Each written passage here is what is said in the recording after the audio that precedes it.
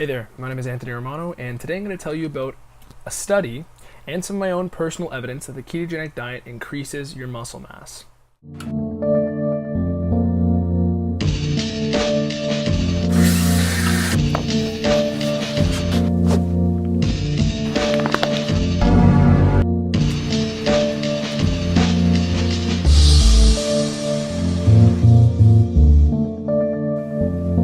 So, if you're familiar with my channel, I talk a lot about the ketogenic diet, specifically in a bodybuilding context. So I like to show my methods of how my strength has increased. I'm fairly certain my muscle mass has increased while I'm doing my fat loss cuts, and I'm also experienced with keto bulking. Overall, I've been doing the ketogenic diet in a bodybuilding setting for the past 7 years. So for me, I'm very familiar with keto. I'm very up to date on a lot of the studies and the scientific literature on it. However, I always say that there are very few studies on fat-adapted keto individuals. But I found a study on fat-adapted keto individuals, athletes, young resistance-trained men, and harder for me to find. It did come out in 2014, but I always typically search for fat-adapted studies, and that word doesn't appear in here. However, this duration of the study lasted 11 weeks, which would have been enough for somebody to get fat-adapted. So I'm going to throw the study at you, and then I'm going to throw some of my own personal evidence, because for the past maybe 4 or 5 months, I've used a scale which measures your body fat and your muscle mass and your water mass and your organ weight and all these other things. And I've seen some good anecdotal result from that, which also indicates that my muscle mass has increased at the same time my fat has dramatically reduced. So keep in mind, I want to preface all this but with the fact that I am not somebody who needs to have a billion studies to make up my mind. I have 7 years of experience with this, and although the studies are helpful and I do want more of them to be out there so we can broaden our understanding of these things, I never even advocate for you to base all your opinions on things by just one study. Okay, this is a study that's very beneficial towards what I believe, but the point is you have to be open-minded with everything. And with a lot of studies, they're often funded by certain groups or individuals with certain desires, and this one seems to check out. I don't see any discrepancies with that, but I just want you to know that all of these anecdotal bits of evidence from myself and all of these studies that I'm going to be throwing at you are things that just supplement what we already know about the mechanics of the human body. And that's why oftentimes on my page I talk more about the mechanics and the mechanisms of the human body more so than, throwing a billion studies at you. Okay, so I'll get into the study. With the study, basically they took a group of very low carbohydrate, high fat ketogenic diets, and they took another group of men with traditional Western diets. So that means 50% carb, 25% fat, 20 protein. So you might already be thinking that the protein seems a little low, but they isolated the protein so that it was the same for the ketogenic group. And just to put that into context as well, they have these two groups with keto macros and non-keto macros, basically. And they isolate the amount of protein, and 20% protein is still a substantial amount for your day. I mean, people will say that keto is a low protein diet. It is not, especially if you're using it in a bulking context, especially where I believe that the lean gains are leaner with a keto bulk, but that's from my own personal experience and for people I've helped this with. So for these two groups of individuals, okay, the way they measured their muscle mass, because they made them do resistance training for 11 weeks, and they measured their body mass through the DEXA scan, which is the gold standard for body fat and muscle mass measuring. And they also took an ultrasound of their quadriceps, so their legs, big muscle. And basically they took measurements from the first week and all the way to the 11th week. And the findings showed that the lean body mass increased to a greater extent in the ketogenic group as compared to the traditional group. And ultrasound also determined muscle mass increased to a larger extent in the ketogenic group as compared to the traditional group. Fat mass decreased to a greater extent in the ketogenic group as well. So from the findings, they basically shown that in terms of lean body mass and muscle, that increased greater in the ketogenic group while also having lower fat mass. So that is huge, and of course it'd be great to have more studies on this, but as far as studies that take actual fat-adapted keto individuals and compare them to non-fat-adapted keto individuals, this one seems to check out to me, because I have another video on a study where they took a ketogenic diet with random variables that will not affect it, like 15% protein, random variables that will diminish the quality of the ketogenic diet, right?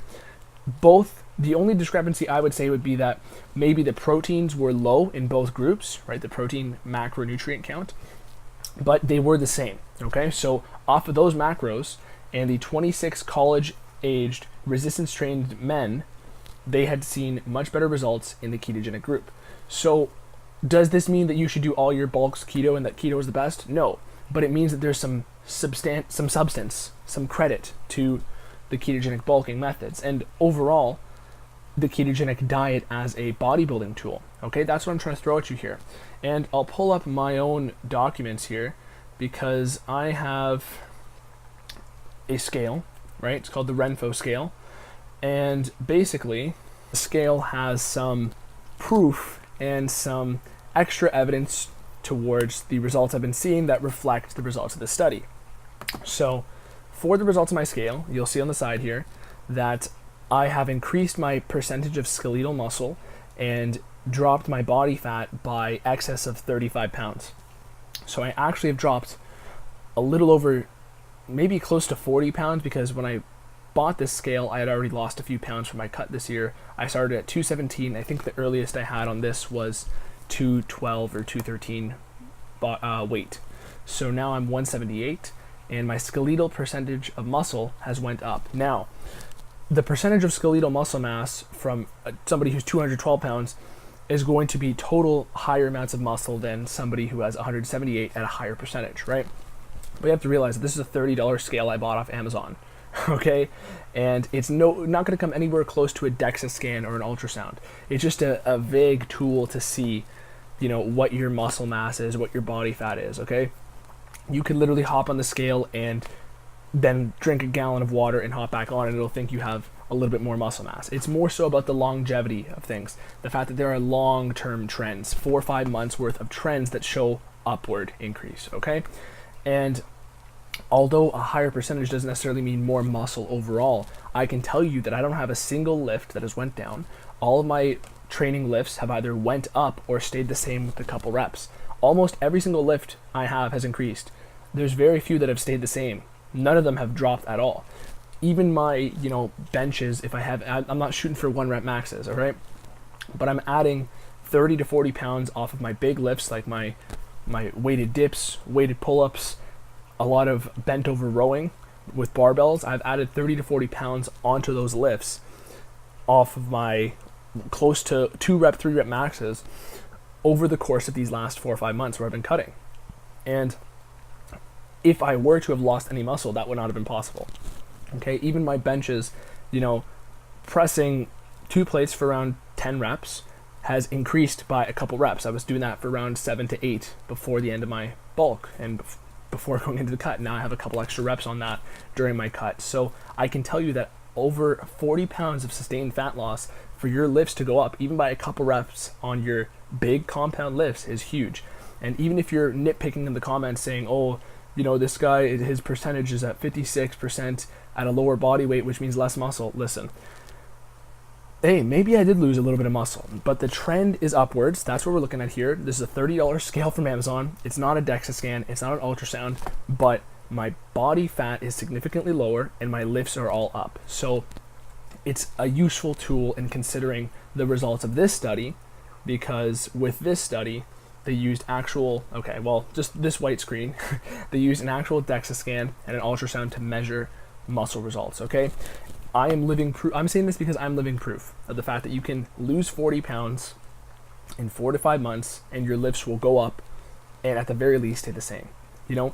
There is one caveat I'm going to throw in here, that the first month, if you're new to keto, you will not experience this at all. You will experience your weight and your strength going down because your body has to get adapted. So that is key, and that is why I nitpick on a lot of these studies, because they do keto for 4 weeks total, or they'll do keto for 2 weeks and they'll compare it to somebody who's carb adapted, right? Regular carb metabolism, and they'll say that, oh, the keto group sucked. Well, yeah, because they don't have time to adapt, and that's the point I'm throwing at you here.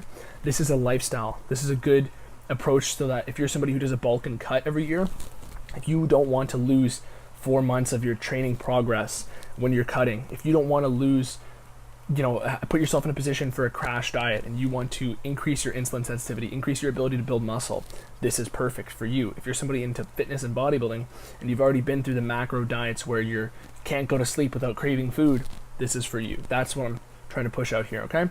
So overall, I'm a fan of this study. I'd like for there to be more.